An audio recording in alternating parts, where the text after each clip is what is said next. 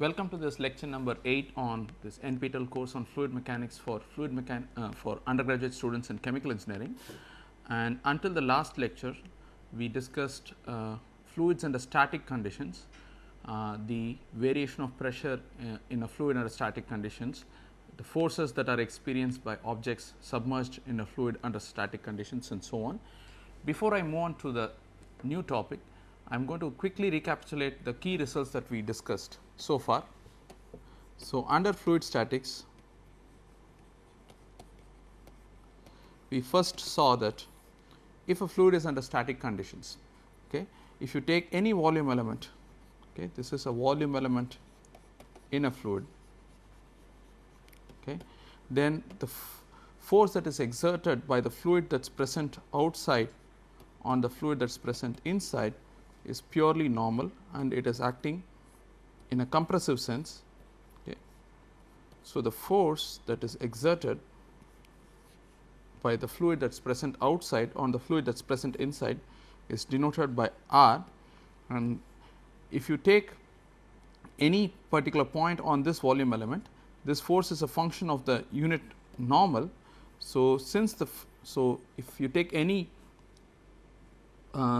point on the surface, the unit normal point outwards, that is from inside to outside, the force on a static fluid element acts from outside to inside.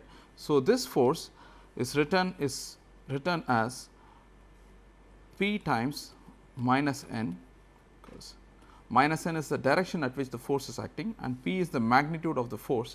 Well, it is more appropriately, this is the magnitude of the compressive force per unit area acted upon by the fluid outside on the fluid that is inside on the surface that separates the outside and inside.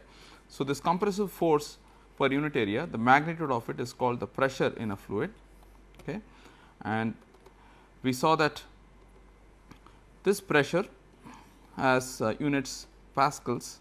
So, 1 pascal is 1 Newton per meter squared, okay. And then we said that if you have a fluid, okay, that is under the influence of a gravitational field. So, we took a coordinate system x, y and z, and gravity acts in the direction of minus z direction. So, if you look at, if you want to write the gravity vector, it is minus g times k. The g is the acceleration due to gravity, it is 9.8 meters per second squared on the surface of the earth, and k is the direction of the positive z axis, minus k is the direction of negative z axis. So, g is minus the g vector is minus g times k. So, you have a fluid that is present under the influence of a gravitational field, and we said that by taking a tiny volume element of a fluid, we can show that the fundamental equation of hydrostatics is minus del P plus rho g is equal to 0. Okay. So, this is the fundamental equation for a fluid under static conditions. The physical interpretation for this equation is very simple. Rho g is the force per unit volume due to gravity. This is the weight of the tiny volume element, okay. And this is del P is the net pressure force minus del P is the net pressure force per unit volume acting on the fluid element, and since the fluid element is at rest, the sum of all the forces must be 0, and that is what gives rise to this simple balance. Now, normally this equation, if you should remember that this is a very general equation, in the sense that this is valid for any coordinate system, not necessarily the rectangular coordinate system depicted in this cartoon, valid for any coordinate system.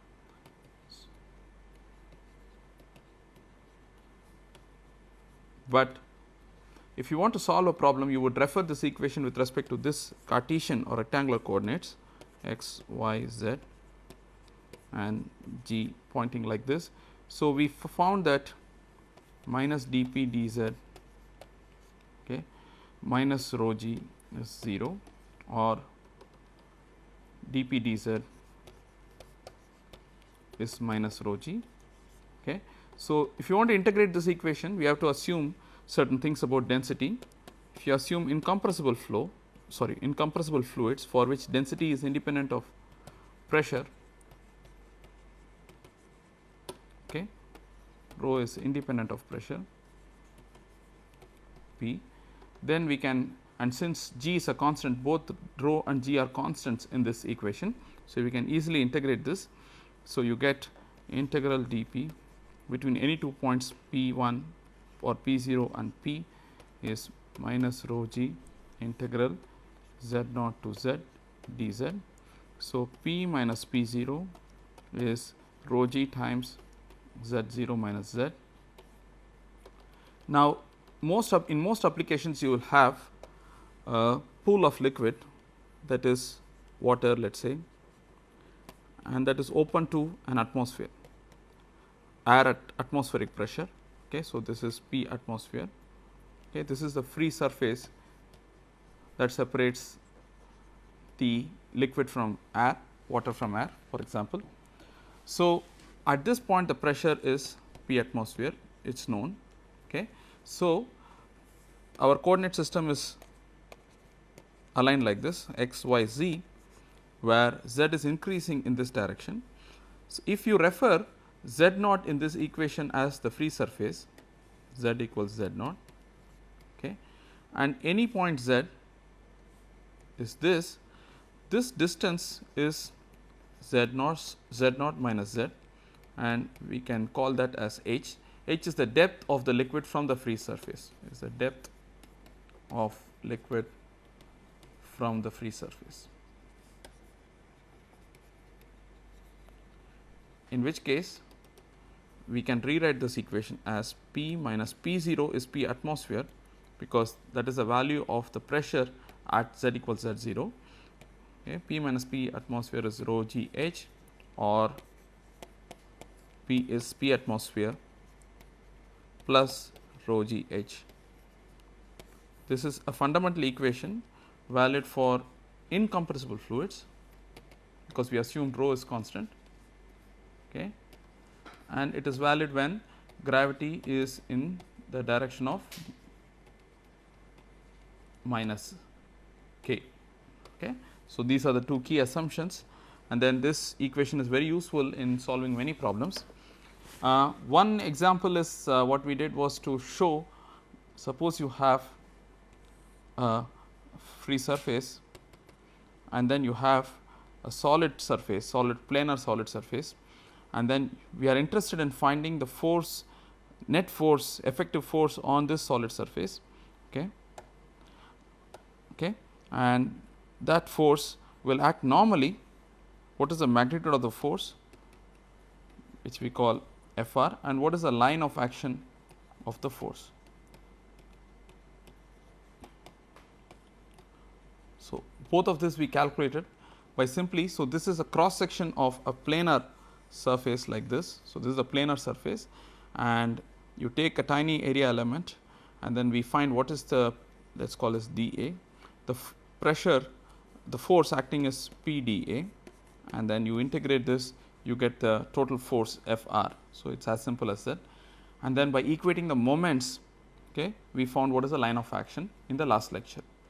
The next application of this simple formula, that P is P atmosphere plus rho g h, was to calculate the force on a submerged object. Suppose you have a solid object that is submerged in a fluid, and this is atmospheric pressure. Okay. The fact is that because gravity is acting in this direction, okay, the force, the pressure on this side will be smaller than the pressure on this side, okay, because of this column of liquid that increases the pressure by rho g h. Okay. Then we saw that by taking a tiny cylindrical volume element, and we saw that the net force acts upwards, okay, because of the fact that the pressure here is more than the pressure here, and by taking many such tiny cylindrical volumes over the entire volume, we saw that the net force acting upwards, in the direction upwards to the gravity vector, that is the upward direction, upwards on a submerged object is simply rho of the liquid, density of the liquid, times g times the volume of the liquid that has been displaced by the solid. Here the entire volume is submerged. So, it is the entire volume of the solid itself, volume of the liquid that is displaced by the solid. If the object is partially submerged, like here only this part is submerged, okay, then this is a floating object. Okay. By the way, this force is called the buoyancy force, and this principle is the Archimedes principle. So, for a floating object, the displaced volume is, let us call it V displaced. Okay. So, if an object is floating, that means that it is not completely sinking into the liquid and gravity is acting down. If m is the mass of the solid and g is the acceleration due to gravity, mg is the weight of the object, solid object, weight of the solid. This must be balanced by V displaced times rho times g. Okay. Now, the mass of the solid is nothing but rho solid times V solid, the volume of the solid times g is equal to V displaced times rho liquid times g. This is a condition for floating, condition for a body to be at equilibrium, for a body to be floating in a liquid surface. Okay. So, this is Archimedes principle. What I will do next is to illustrate this with a slightly more involved example. So, let us try to apply this principle for a following problem. You have a huge a swimming pool, let us say, a huge body of water. Okay, this is the water level. Okay, this is water, and you have an object, let us say a raft, that is floating, and over the raft there is a barrel, a cylindrical barrel. This is a raft, this is a barrel. Okay. So, this is water. So, this is gravity is acting in this direction, and let us say the displaced volume is V in this case. Let us call this situation case A. Let us consider two other situations. The second situation is where you have the same barrel and raft, but the barrel and the raft are floating separately. They are partially submerged, they both are floating. So, let us call the displaced volume as V raft and this is V barrel. Okay. So, they are floating separately, let us call this case B. Okay. And the third situation is like so. You have free surface of the water, okay, and then you have the barrel,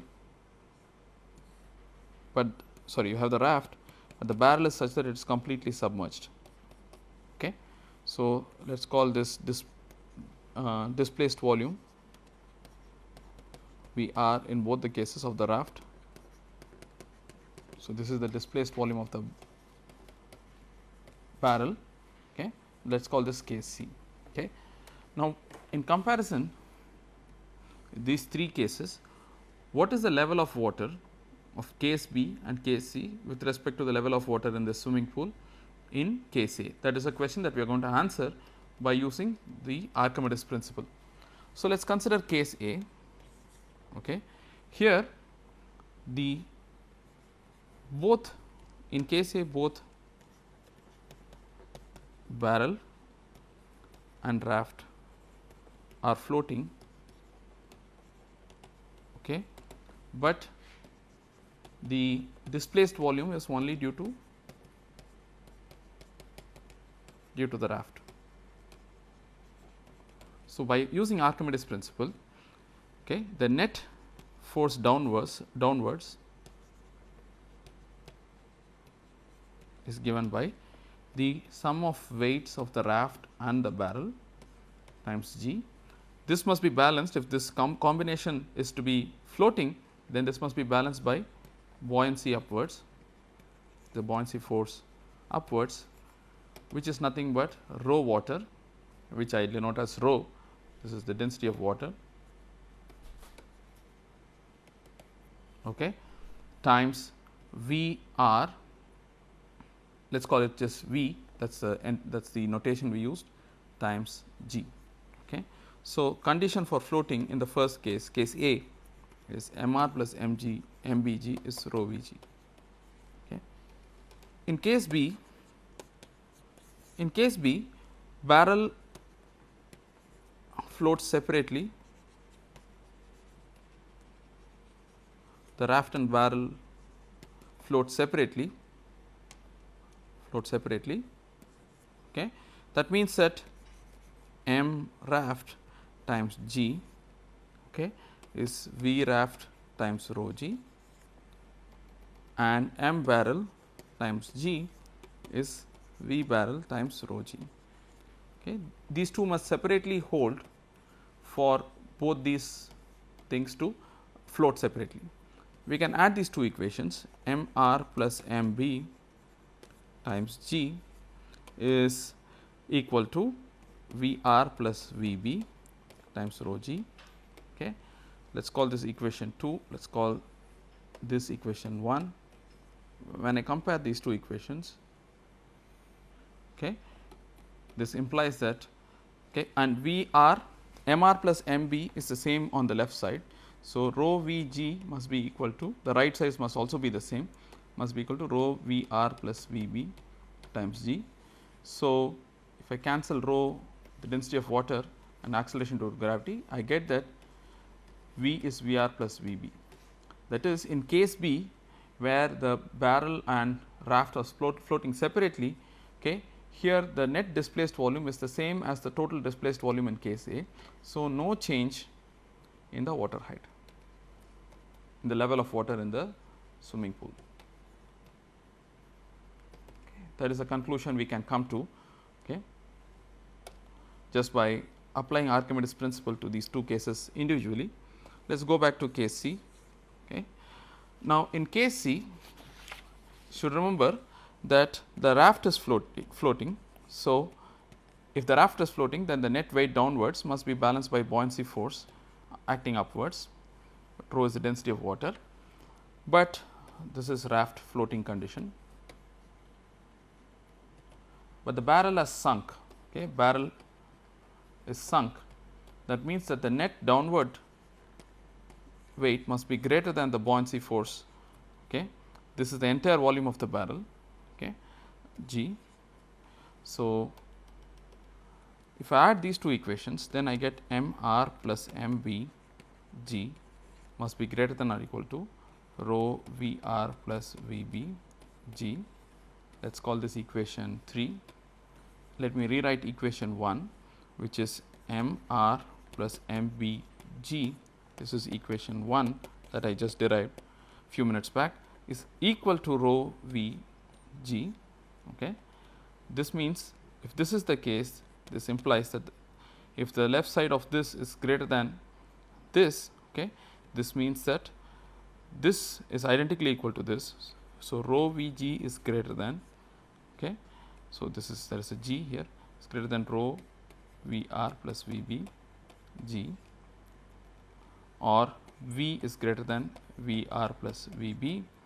So, this is equation 1 from case 1, where this is the displaced volume when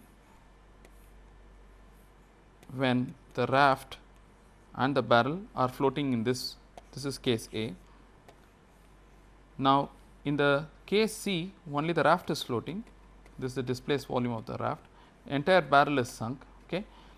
So, this implies that the level will fall, this is case C, water level will fall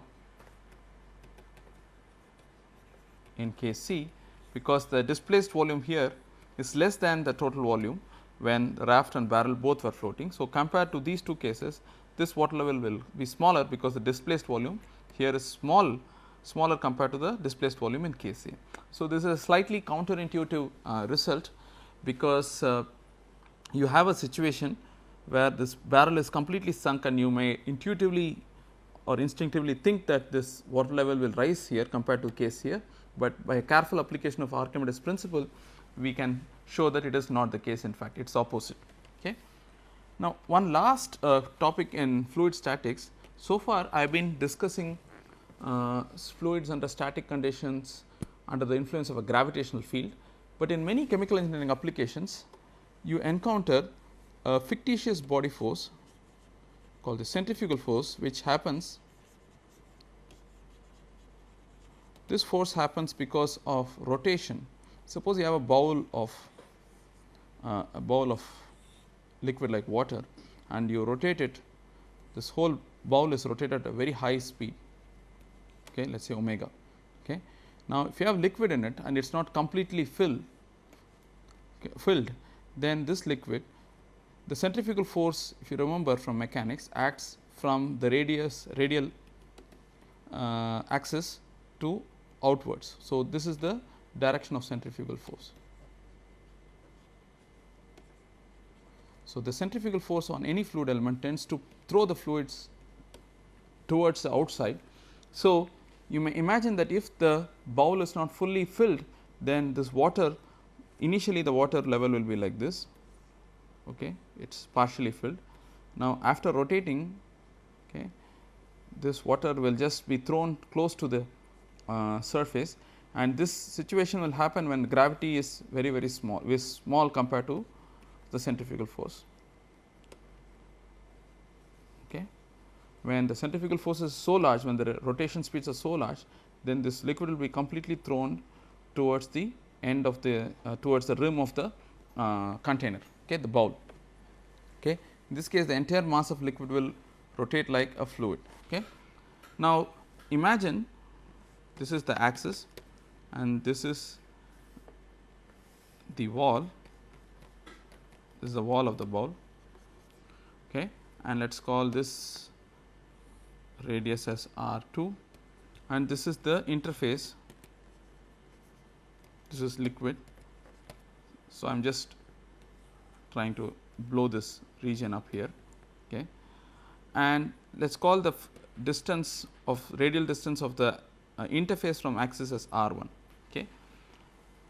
Now, the centrifugal force, if you take any tiny fluid element, well, it is actually annular, it is an annular element. So, because the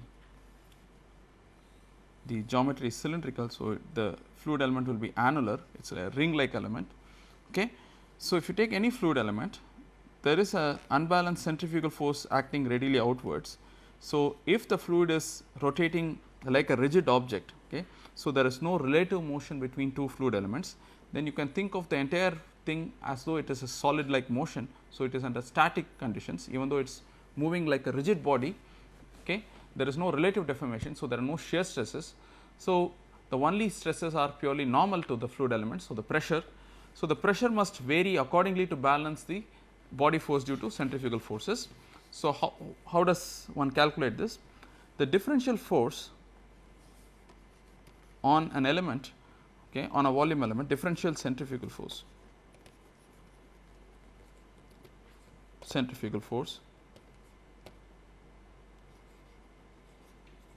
on a volume element is centrifugal force goes as mass times the radial distance squared times the angular velocity squared times the radial distance, okay, m r omega squared. So, if you take a differential volume element, so it is a differential mass dm times omega squared, it is the angular velocity squared times r, this is the angular omega is the angular velocity in radians per second.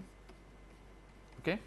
So, this is the mass of the volume, tiny volume of the differential volume element. If you take a cylindrical volume element, its mass is dm, is the volume is 2 pi r. So, this is r, at any radial distance r, you consider a slice, cylindrical slice, and let this height be b, of the cylindrical element. So, 2 pi r b is the surface area of the cylinder at r, inner cylinder, times d r, which is the thickness, because it is a tiny thickness we are considering. Okay.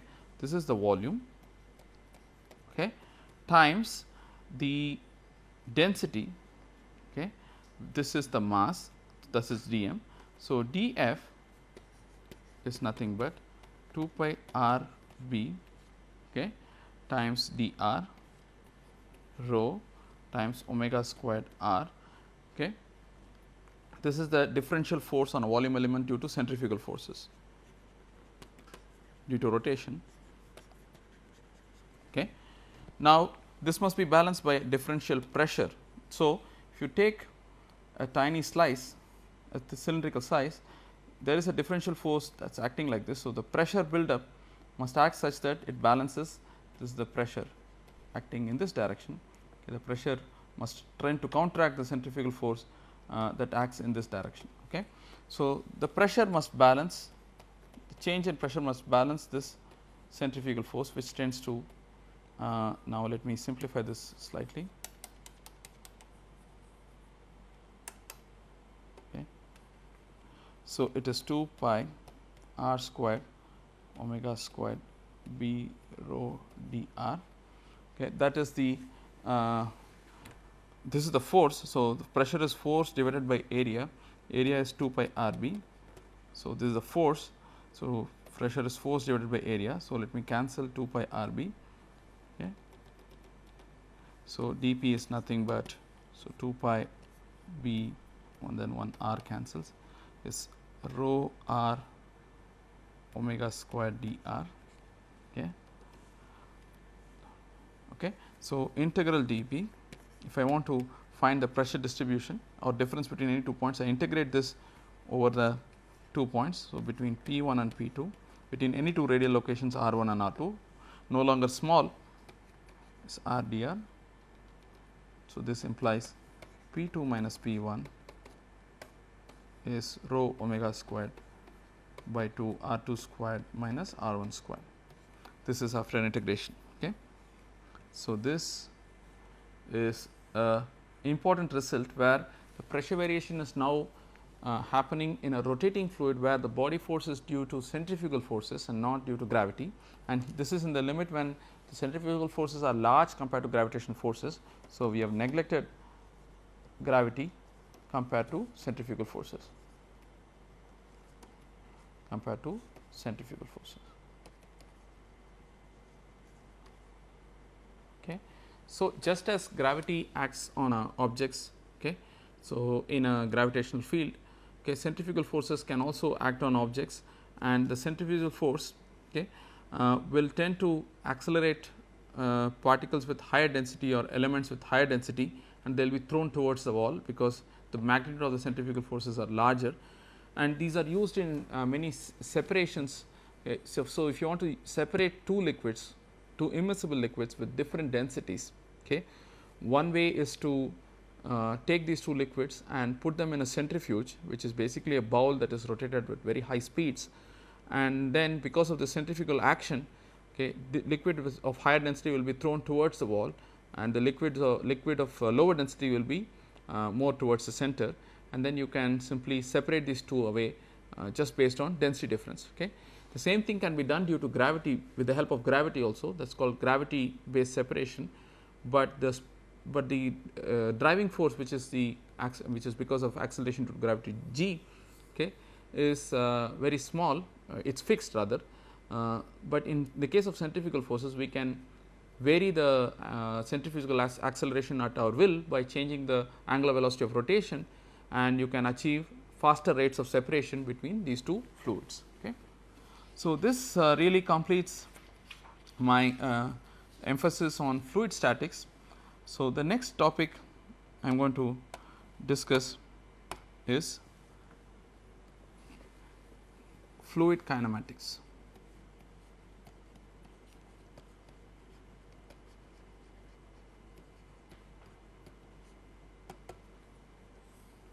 Okay. So, firstly, what is kinematics? In general, in any subject that deals with mechanics, whether it is solid mechanics or fluid mechanics or particle mechanics, whatever subject you have it. Okay. Mechanics deals with, as I told in the beginning, forces and the motion that is caused by forces. Okay. So, mechanics is broadly divided into two parts. One is kinematics. Kinematics is the subject that deals with description of motion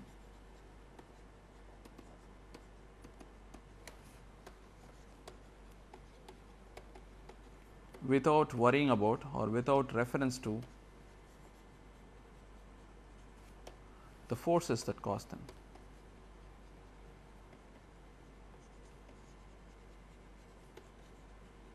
Okay.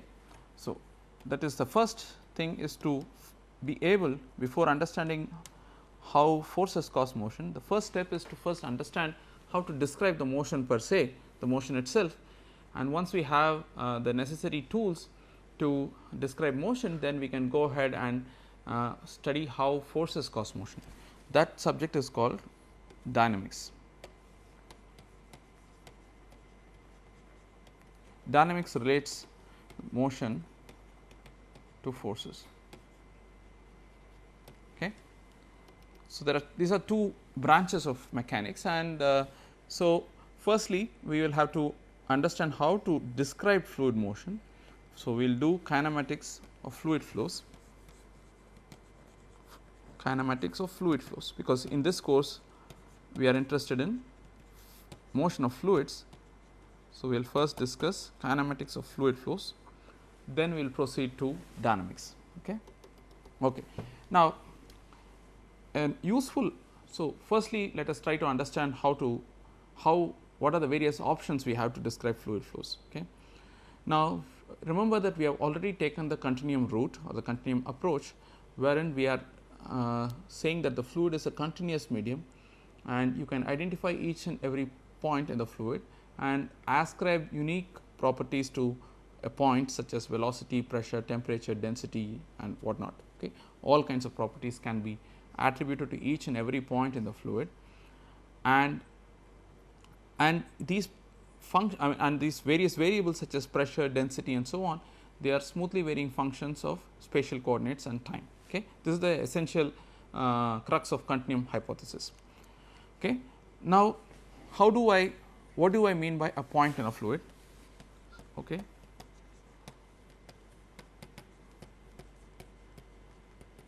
Okay. So, in this context, the notion of what is called a hypothetical fluid particle helps, okay, in the continuum picture. What is a fluid particle? Well, imagine, let us say you have a box containing a liquid like water, and it is stationary initially. Okay. Let us say we take a colored dye and then mark a fluid here, and then take another colored dye, mark a fluid here, take another colored dye and mark a fluid here, take a dye of another color and mark a fluid here, and so on. Imagine that you are marking fluids with colored dye, and let us assume that the dye molecules do not diffuse, so that the dye stays put. I mean, it does not, if you drop a colored liquid like ink, of course, you know that it is going to dissolve or diffuse in water, but let us assume that the diffusivities are so small for our time scales of interest here, that you can imagine that the dye does not dissolve at all. Okay. We can imagine the dye to be insoluble in the liquid that we are considering. Okay. Now, this is the time initially at time t equal to 0. Okay. So, you are imagining that at each and every point that you can resolve in your scale of measurements, you can point a dye and you can visualize its motion. Okay. So, this is at time t equals 0. At a later time, okay, all these points may move. Okay. For example, this blue colored dye, okay, let us say this blue colored dye element will move. So, let us use pink color for, okay, at a later time. So, I will try to draw the later time picture with a open circle. So, time t equal to 0 is closed or filled circles.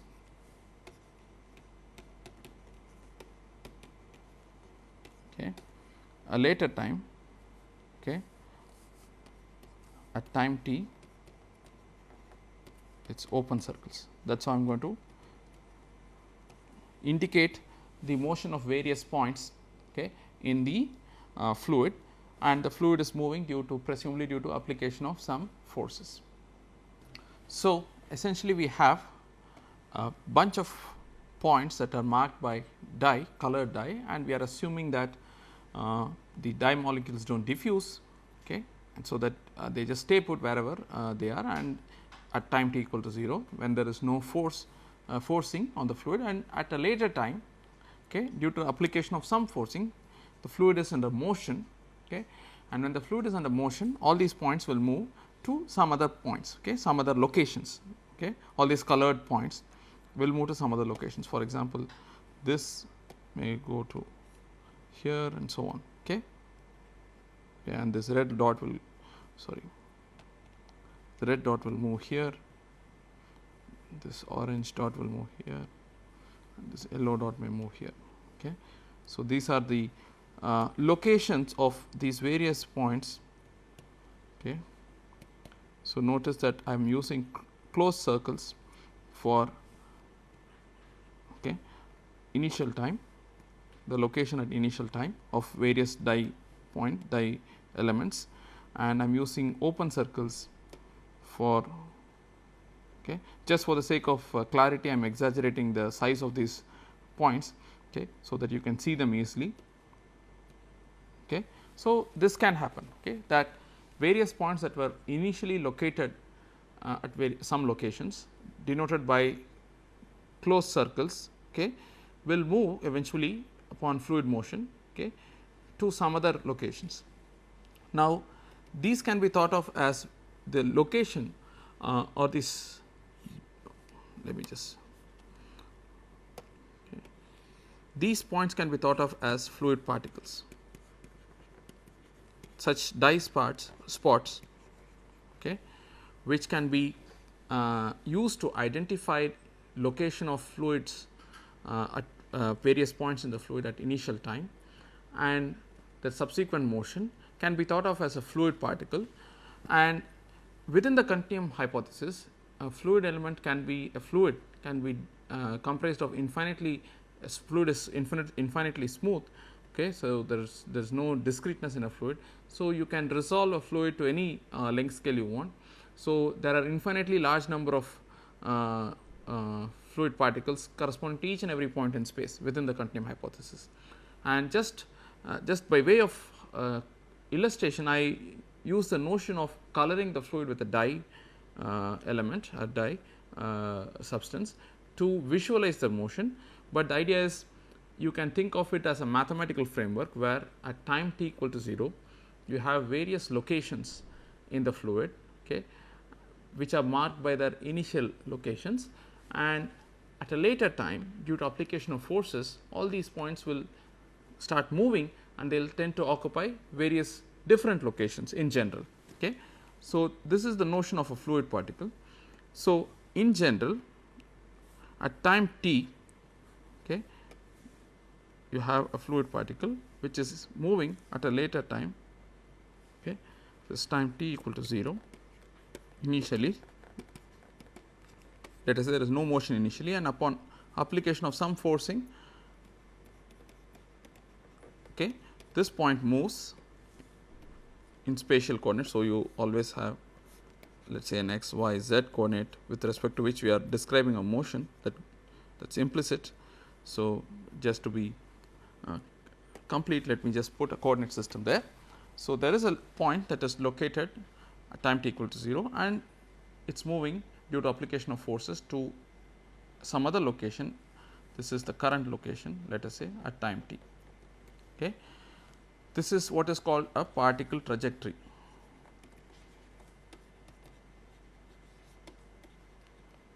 okay. But there are infinitely large number of such points. So, let me just show it with some other color. So, there are large number of such points because you can assign to each and every point in space a point, and all these points will start moving upon application of forces. So, one way to describe fluid motion is to consider all these points, okay, label all these points at their initial location before application of forces. Okay. So, let us label all points in fluid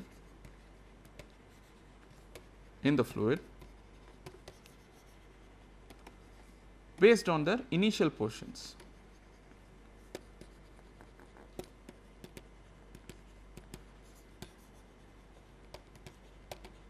Okay. So, let us call the initial positions of a point as, so if you put a coordinate system, okay, any point will be denoted by a vector x. Okay. So, this is x, y and z coordinate system. So, x p, okay, 0, x 0 stands for initial time t equal to 0, and p denotes a fluid particle, the subscript p denotes a fluid particle. Okay. So, x p 0 is a vector. So, it is comprised of 3 coordinates x p 0, y p 0, z p 0 in a Cartesian coordinate system. Okay. So, this is nothing but the location of the trajectory of the location of the particle, position of the particle at time t equal to 0 is x p 0. Okay. This is the initial location of various particles, various fluid particles. Now, upon influence of forces, the location of these particles at time t, okay, will change in general, of various particles will change, okay, due to fluid motion. Okay. Now, this x p of t, okay, the current location is a function of the initial locations. Okay. So, once I tell you what are the initial locations, okay, of various particles, okay, the current location of the various particles will be a function of the initial location, because a point that was here will move here, okay, a point that was here will move to some other location. Okay. This point can never move here, and likewise this point can never move here in a given set of flow field, in a specified flow. Okay. So, each point which started out initially at x p 0 will eventually reach a unique x p at time t. Okay. So, the current position of various fluid particles will be a function of their initial positions. Okay. Now, if I know this functional form, okay, sometimes people just write this as x p of t is x p of x p naught and time. That is, the function itself is denoted by the same symbol. Okay. Now, if I have this functional form, how the current position varies with initial position and time, then I can calculate the velocity of a fluid particle at time t. Okay. Velocity of a fluid particle x p naught at time t. A fluid particle is identified by its location at time t equal to 0. So, let me use some other color here. So, at time t equal to 0, a fluid particle is at x p naught, and this particle moves here. Some other particle which was here would move there, okay, at time t. So, each particle, so this particle which is at time t here, okay, is labeled by its location at time t equal to 0. Okay. So, each particle is labeled by their initial locations.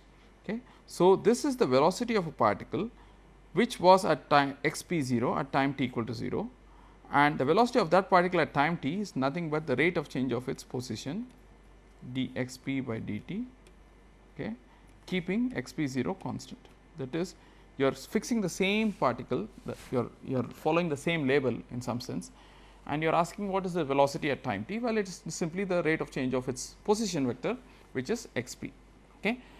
Now, such a description is called, such a description of fluid flow, wherein you are identifying various particles by their locations at time t equal to 0 and merely following the positions of various particles as a function of time, is called the Lagrangian description.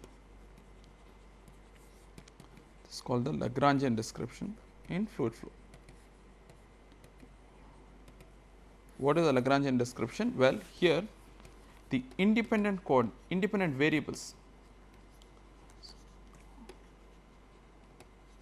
are the position, the initial position of various particles, that is a label, and time. Okay. So, all properties such as, suppose, velocity of a particle is a function of its initial position and time. So, what is this? This is the velocity of a particle which was at xp 0 at time t equal to 0 at, and as the particle moves at a later time, what is its velocity. So, you are following various particles, okay, and then you are inquiring what is their velocity, what is their acceleration, what is their density, what is the pressure, what is their temperature, and so on. So, the independent variables in a Lagrangian description are, so if you have any function, okay, any property, it is given as a function of the initial position of the particle, which is essentially serving as a label of the particle, and time. Okay. Now, so not just for flow variables, even you can think of temperature in a fluid, okay, in a moving fluid. So, this is the temperature of a particle which was at time t equal to 0 at xp 0 at a later time t. So, various particles as they move, okay, their properties such as density, temperature, concentration, and velocity, and many other things will change. Okay. But you can describe the change based on their initial coordinates. This is the essential idea behind Lagrangian description. So, once I have this motion, how the trajectory of the particle changes, various particles change as a function of time, then I can get velocity of a particle which was at xp 0 at time t equal to 0 at a later time t is nothing but the rate of change of its position by keeping xp 0 same, that is, you are following the same particle. Okay. Now, acceleration of a particle is nothing but the rate of change of its velocity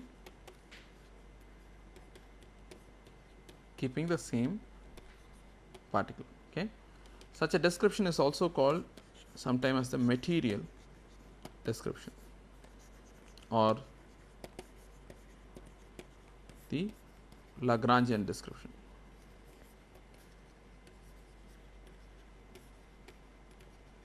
Okay.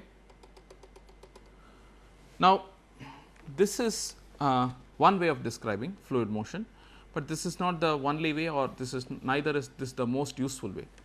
What is normally done in fluid mechanics is what is called the Eulerian description.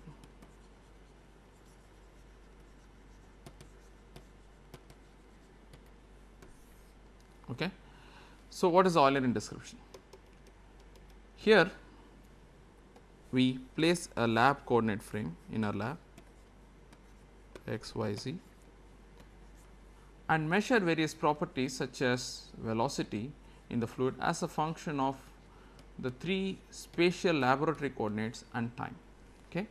So, velocity is measured not as a function of various particles, not by following the particles, fluid particles, but by merely saying that what is, suppose I put various flow measuring velocity meters, so to speak, at various points in space, and then I measure velocity at each and every point, okay, as a function of time. So, that description is the Eulerian description. This is also called spatial description for obvious reasons, because we are not describing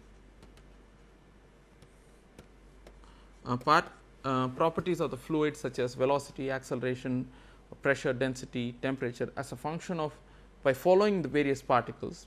So, in the Lagrangian description, by labeling a particle, okay, when I say temperature of a particle, what I mean is that as I follow the particle, how is the temperature changing with time, that is the Lagrangian description.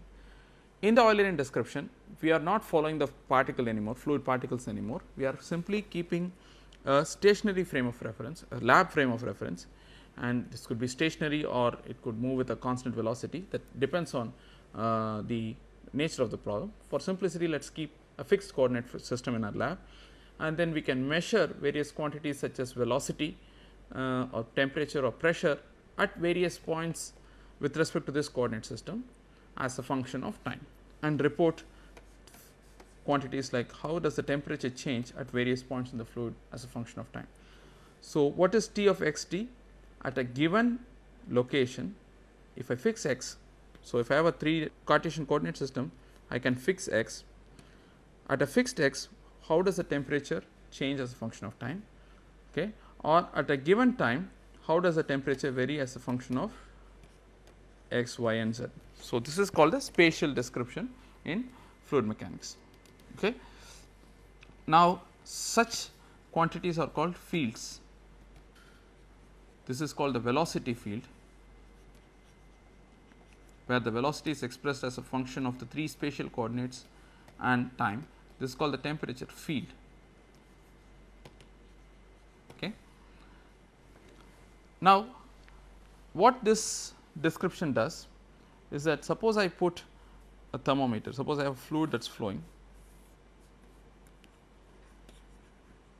I put a thermometer, say this is a thermometer, okay, and I measure T at a given location, let us call this x, okay, and time. Okay. What this is measuring is at a time t, is measuring whatever. So, the fluid is continuously flowing, a fluid particle will occupy this spatial location x at a time t, and T of x t will be the temperature of that fluid particle, denoted by this pinkish violet circle, okay, which happens to occupy the spatial location at time t. At a later time, okay, t plus delta t, a slightly later time, okay, at the same spatial location, okay, this point would have moved, let us say here, this point which was here at x, okay, would have moved here, and some other point would have come and occupied the location x. Okay. This is the same location x. So, let us call this a vector x. Okay. So, different fluid particles, the key to understand here is that different fluid particles will occupy spatial positions, okay, at the same spatial position at different times by virtue of fluid motion, okay, because the fluid is continuously moving or flowing. So, what the thermometer will measure at a given spatial location is merely a record of the temperature values at that location, okay, as a function of time, and this does not correspond to the temperature of a fluid particle. So, the Eulerian description gives a very completely different viewpoint compared to Lagrangian description. In the Lagrangian description, you would follow the same particle, okay, as a function of time. So, okay, whereas in the Eulerian description, you are not following the same particle, you are merely sitting at the same point in space, and you are recording various properties such as such as temperature in this particular instance. So, we are measuring the properties of various fluid particles, not the same fluid particle. So, we will stop here and we will continue in the next lecture further. Okay. We will see you in the next lecture.